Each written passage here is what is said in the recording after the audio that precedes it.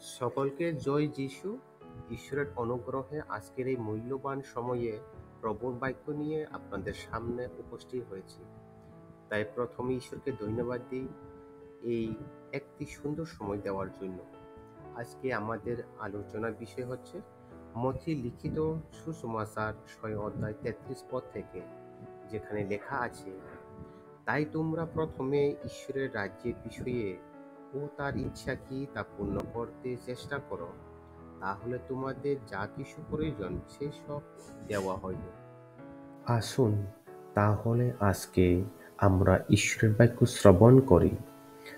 জীবন, খাদ্য, পোশাক, সাফল্য এবং নিরাপত্তা নিয়ে উদ্বেগে ভরা।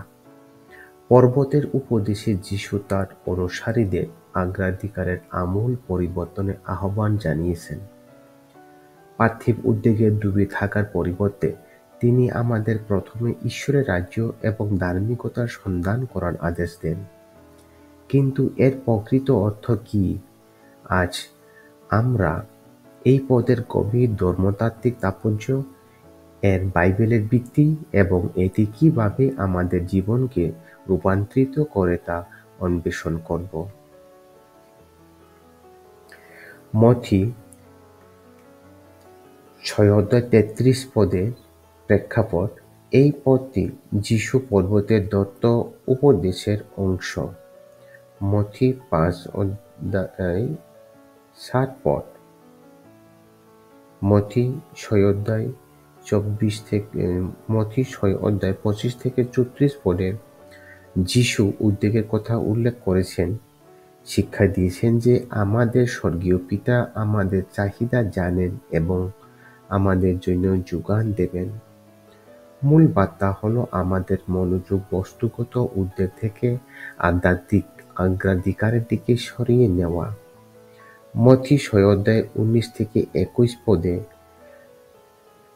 বলেছেন, যিশু পৃথিবীতে ধন সঞ্চয় করার বিরুদ্ধে সতর্ক করেছেন, জোর দিয়ে বলেছেন যে আমাদের ধন যেখানে, সেখানে আমাদের হৃদয়ও থাকবে। তারপরে মথি 6 অধ্যায় 24 বলেছেন, কেউ দুইজন প্রভু সেবা করতে পারে না। আমাদের ঈশ্বর এবং বস্তুগত সম্পদের মধ্যে একটিকে বেছে নিতে হবে। মথি 6 অধ্যায় 25 থেকে 32 পদে বলেছেন, যিশু পাখি এবং ফুলের প্রতি ঈশ্বরের যত্নের দিকে ইঙ্গিত করেছেন। তিনি দেখিয়েছেন যে যদি তাদের জন্য যোগান দেন, তাহলে তিনি আমাদের জন্যও যোগান দেবেন। সুতরাং প্রথমে ঈশ্বরের রাজ্য সন্ধান করুন। এই শিক্ষা চূড়ান্ত বিষয়। এটি উদ্বেগের প্রতিষেধক এবং ঐশ্বরিক ব্যবস্থায় জীবনযাপনের চাবিকাঠি।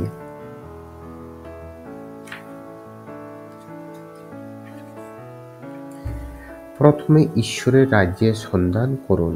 এর মানে কি বা এর প্রকৃত অর্থ কি? আসুন তাহলে আমরা জেনে নেওয়া যাক। প্রথমে অনুসন্ধান করুন গ্রিক শব্দ।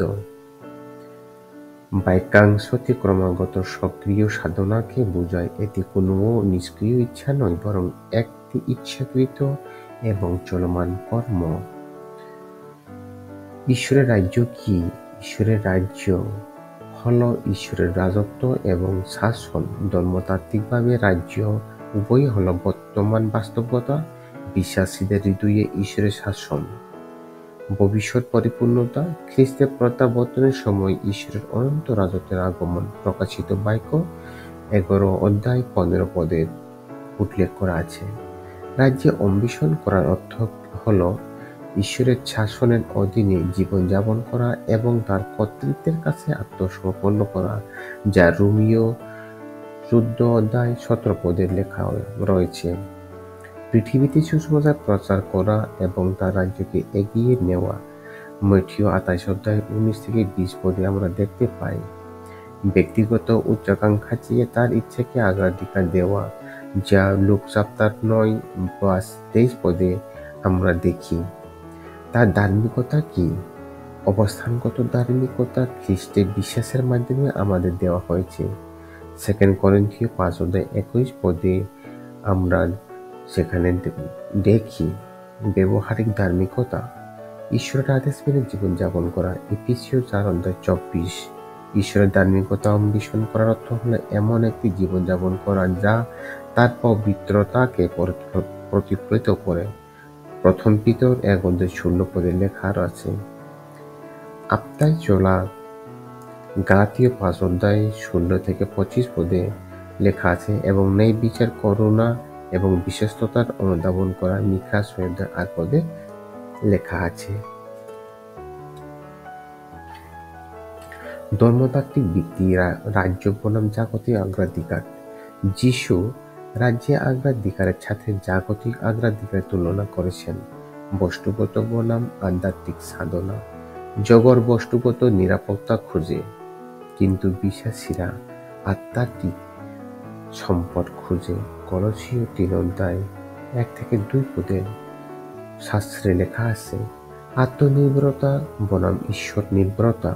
জগৎ ব্যক্তিগত প্রচেষ্টার উপর নির্ভর করে, কিন্তু আমরা ঈশ্বরের বিধানের উপর আস্থা রাখি। ফিলিপিও 4:19 লেখা আছে, লৌকিক বনাম চিরন্তন মূল্যবোধ। পার্থিব সম্পদ ম্লান হয়ে যায়, কিন্তু রাজ্য চিরকাল স্থায়ী হয়। মথিও 6:19-20। ঈশ্বরের রাজ্যে অন্বেষণ আমাদের আকাঙ্ক্ষাতে পুনর্নিবেশ করে, ঈশ্বরের ইচ্ছাকে সব কিছু উপরে স্থান দেয়। প্রতিশ্রুতি, এই সমস্ত জিনিস তোমাদের সাথে যোগ করা হবে।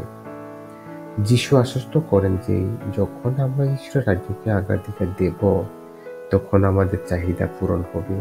এর অর্থ বিলাসিতা নয়, বরং ঈশ্বরিক ব্যবস্থা। সলোমনের উদাহরণ, তিনি প্রথমে জ্ঞানের সন্ধান করেছিলেন এবং ঈশ্বর ধন ও সম্মান যোগ করেছিলেন। প্রথম রাজাবলী 3:5-14 লেখা আছে। এলির উদাহরণ, দুর্ভিক্ষের সময় ঈশ্বর কাঠ এবং একজন বিধবার মধ্য দিয়ে তাকে খাওয়ান। প্রথম রাজাবলী 17:1-16 লেখা আছে। পৌলের উদাহরণ, যদিও তিনি কষ্ট ভোগ করেছিলেন, তিনি ঘোষণা করেছিলেন, আমার ঈশ্বর তোমাদের সমস্ত চাহিদা পূরণ করবেন। ফিলিপিও 4:19 পরিষ্কার লেখা আছে। এই প্রতিশ্রুতি অলসতার অজুহাত নয়, বরং বিশ্বাসের আহ্বান। যখন আমরা ঈশ্বরের ইচ্ছা সন্ধান করি, তখন তিনি নিশ্চিত করেন যে আমাদের উদ্দেশ্য পূরণের জন্য আমাদের যা প্রয়োজন তা আছে। আমাদের জীবনে ব্যবহারিক প্রয়োগ। কিভাবে প্রথমে রাজ্যে সন্ধান করবেন? প্রার্থনা এবং বাক্যকে অগ্রাধিকার দিন। ঈশ্বরের সাথে প্রতিদিন যোগাযোগ রাখুন। মথি 4:4। আনুগত্য জীবনযাপন করুন। ঈশ্বরের ইচ্ছার সাথে কাজ করুন, যা যাকব 1:22 লেখা আছে। সুসমাচার প্রচার করুন। অন্যদের সাথে খ্রিস্টের কথা বলুন। রোমীয় 1:16 শাস্ত্রে লেখা আছে। ঈশ্বরের ব্যবস্থায় বিশ্বাস করুন। চিন্তা করা বন্ধ করুন, বিশ্বাস করা শুরু করুন। হিতুপদেশ 3:5-6 লেখা আছে। ঈশ্বরের রাজ্য কেন্দ্রিক জীবনের আহ্বান। মথি 6:33 হল মৌলিক বিশ্বাসের আহ্বান। ক্ষণস্থায়ী লাভের জন্য বেঁচে থাকা পরিবর্তে আমাদের ঈশ্বরের রাজ্য অনুসরণ করতে বলা হয়েছে, এই বিশ্বাসে যে তিনি আমাদের চাহিদা পূরণ করবেন। আসুন আজই আমরা প্রথমে তার রাজ্যে সন্ধান করি, তার শাসনের অধীনে জীবনযাপন করি, ধার্মিকতায় চলি এবং তার বিশ্বস্ত ব্যবস্থার উপর আস্থা রাখি। প্রভু, আমাদের সকলের উপরে আপনার রাজ্যে সন্ধান করতে সাহায্য করুন। আপনার ইচ্ছার সাথে আমাদের আকাঙ্ক্ষাগুলিকে সামঞ্জস্য করুন এবং আমাদের এমন জীবনযাপন করতে দিন যা আপনাকে মহিমান্বিত করে। এই প্রার্থনা যিশুর নামে চাই, আমেন। ঈশ্বর সকলকে আশীর্বাদ করুন। জয় যিশু।